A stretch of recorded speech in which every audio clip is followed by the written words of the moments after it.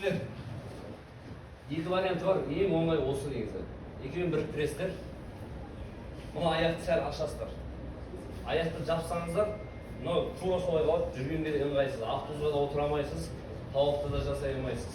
Сәл аяқты ашасыздар да, мынаны былай әкелесіздер. Былай тура ортаға әкелесіздер да, мынаны былай қыласыздар. Болды, осыны орайсыздар. Отырғанға да, жүргенге де, менде бел жоқ еді, түсіп кетіп барады ғой. Өзімнің махинацияға бар болса. Міне, тізе ашылмау керек. Отырғанға да ыңғайлы, жүргенге де ыңғайлы.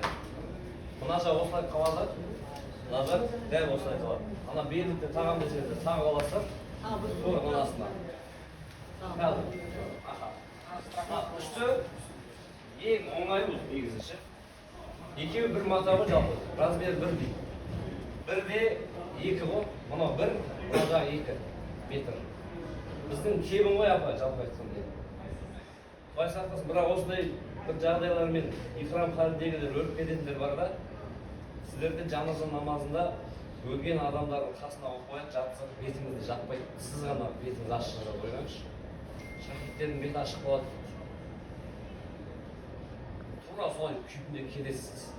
Бетіңізді ештеңе жатпайды, жаназаңызды дәл солай. Өйткені сіздің ғұслыңыз бар, намаз, дәретіңіз бар, барлығы бар. Сіз дайын болып кетіп тұрған адамсыз ғой.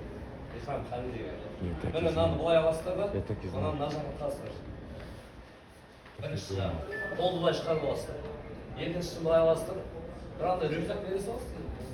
Сәжден. Осы рюкзакты аласыздар да, былай тағасыздар, болды ғой. Мына жақты ұстайды. Шөпіңіздің ашып саласыз. Ол тауып басып кетеді. Никаких жилетка, ничего из одежды не будет. Только ихрам. Только ихрам, сумка, очки. Можно. Все в сумку, да, все в сумку. Бесін намазына қосыл алып, үйдегі қазір. Сразу бесін намазда осылай шығып кетіңіз.